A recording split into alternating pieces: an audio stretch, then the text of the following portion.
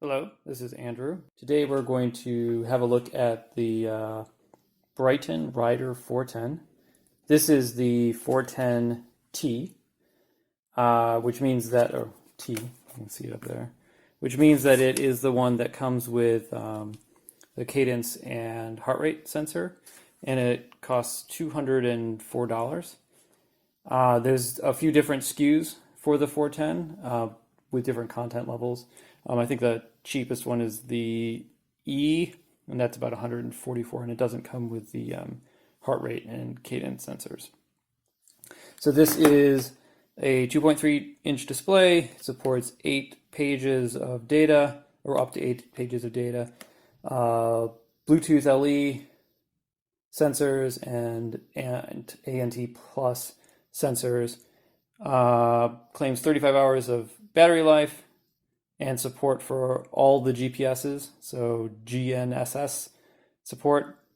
It is rated up to 1 meter in water for IPX7, so very waterproof. So let's get this thing open, and let's see what's in here.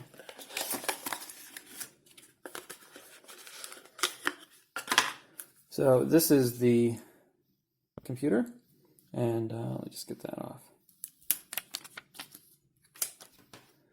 It has a couple buttons on the bottom, a couple buttons on the side, a little grippy thing. Imagine this is the micro USB, and a couple more buttons on this other side. Like the power button is down there. Menu OK, start, stop. Probably up and down the pages. Let's turn on the scale. And this is 70 grams for that, which makes it a little bit heavier than the Bolt, Wahoo Element Bolt, or the Garmin 520 Plus. And it's, it makes a little sense. It makes sense because it's a little bit larger as well. Let's see. Measurements. 84.6.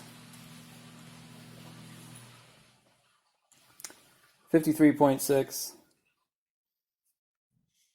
And 17.7. The heart rate sensor that comes with it is 14 grams for the sensor itself, and then 30 for the strap, so 44 for the whole thing. Let's see what else we have here. Micro USB cable. This looks like the mount. Looks like this is a stem mount with 2 different pads, maybe for different kinds of stems. Or maybe handlebar over stem. Just pick a couple of these.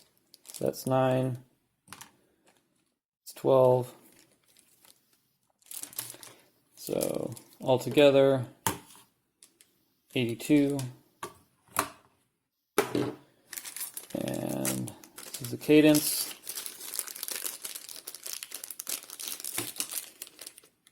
Where's that? Oh, this is probably it goes on here to keep it. If you mount it on your shoe or something to keep it. You probably want to use that. Yeah, it's just keep it from rubbing around or moving around on the crank. Or if you put it on your shoe, well, you probably wouldn't put it on your shoe. So that's 10. Just grab a couple of the larger bands here. 12. It's pretty competitive with other cadence sensors as well. And then a tether.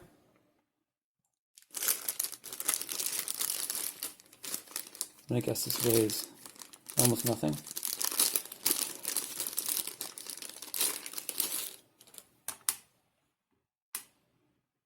$1 gram. And then some manuals. So let's see if we can turn it on. We can run through the setup real quick. Push and hold down here. Nope, doesn't look like it's charged. So let's get this charged up and then we'll come back and set it up. All right, and we are back to set up the Bryton Rider 410. So go ahead and turn it on. And one of the things that I really like about the Bryton is that how quickly it turns itself on, and there it is, ready to go. So we're going to go ahead and try to add the device to an iPhone and to an Android phone. We'll start with the Android phone.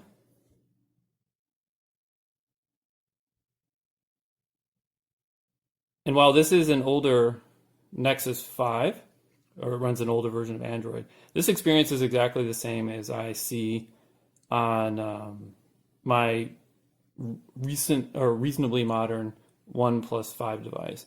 Basically, it just can't find the Bryton on the Android device. So let's go ahead and add it in the iPhone. And then it shows up right away. Go ahead and add it. So we'll just move this off to the side.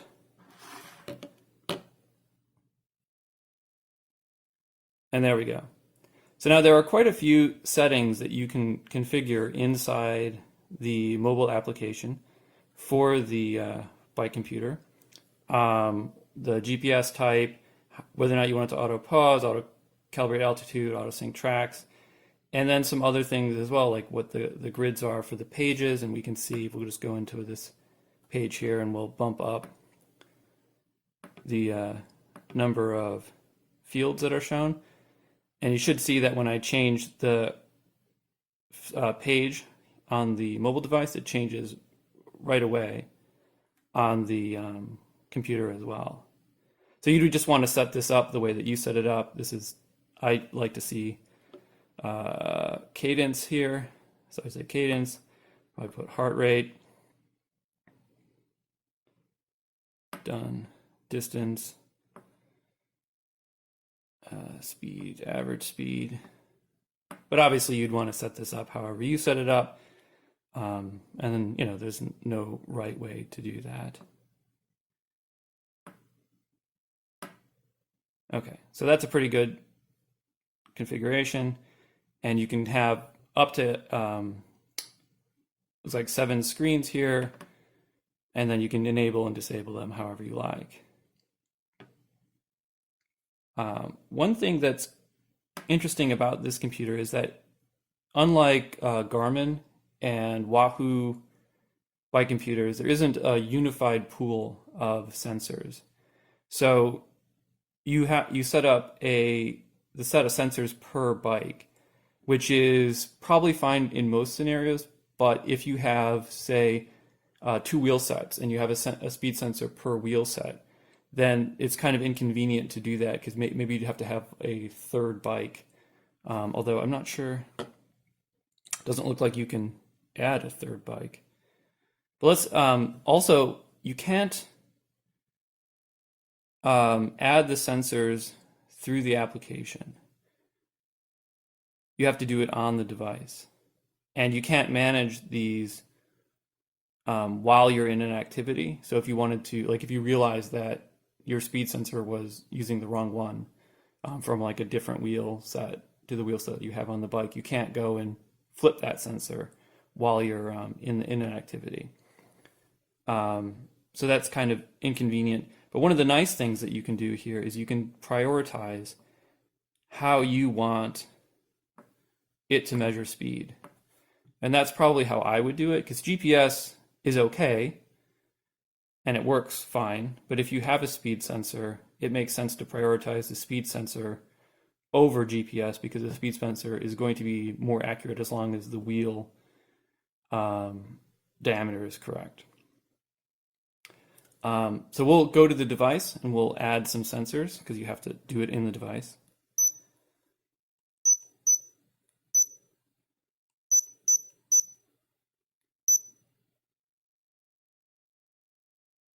So we'll add a heart rate. I have heart rate sensor on right now. Maybe not. Oh, there we go.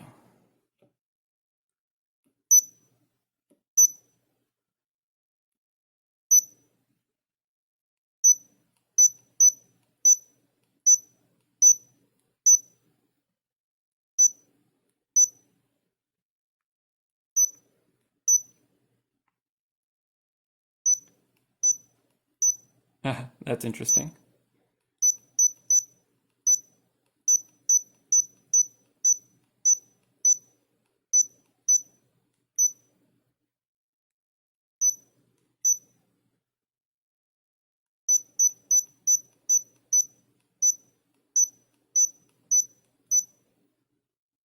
All right.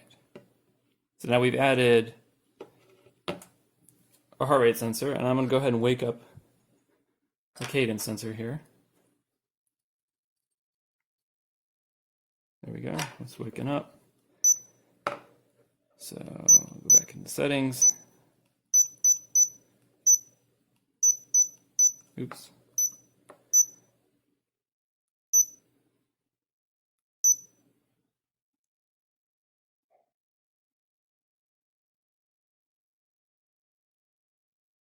There we go. And now we'll go through this list, and we have power. So let me wake up my power meter.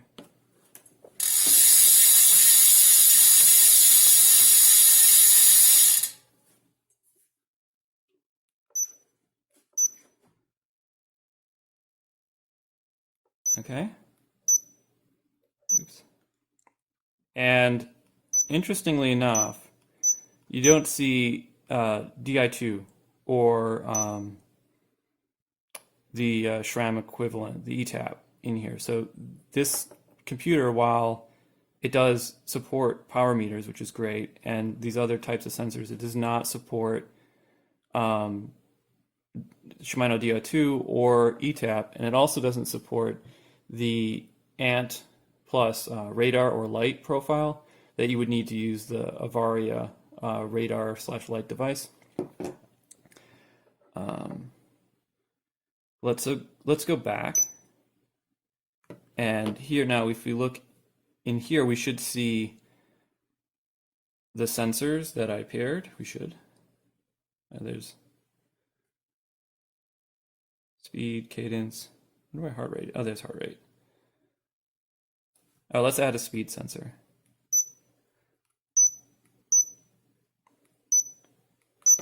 Just wake one up.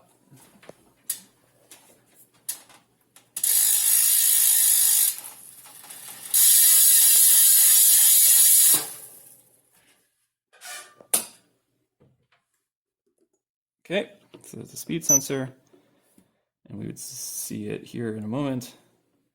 There we go. One of the things I wish that you could do is to rename them. Especially like in an example of wheel sets, this is something I do where I want, that way I know which sensor is paired to the bike before I go out, and it's more convenient that way. So let's go ahead and do this for the second bike. So we turn on that. Device is busy, okay. Maybe if we go back and then try to turn it on. There we go.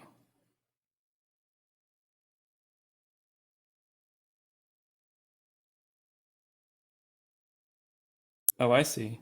So it actually flips between, you use the mobile app to flip between your bikes. So you can switch between bike profiles in the application or in the computer as well without using the mobile application by going to profile, bike profile, selecting the bike, and then activating it. So if we go back and look at our heart rate, it's off. So it can't share any of the sensors between the bikes. So you'd have to re-add it. And it probably would make sense to have the same heart rate sensor between bikes. But then all these other things would be unique, like cadence and power and speed. So let's flip back to our first bike. I wish that we could name the bikes as well. Maybe we can. Nope. Not getting anything there.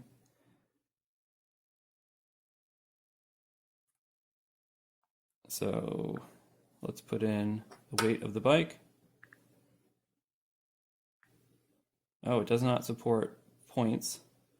So we'll just round it up. Go back. And that's what we have with the setup. And then you can also do things like do courses. You can auto upload to Strava and Komoot. You can import files. There's a workout section as well where you can create different kinds of workouts. You can let's plan a trip.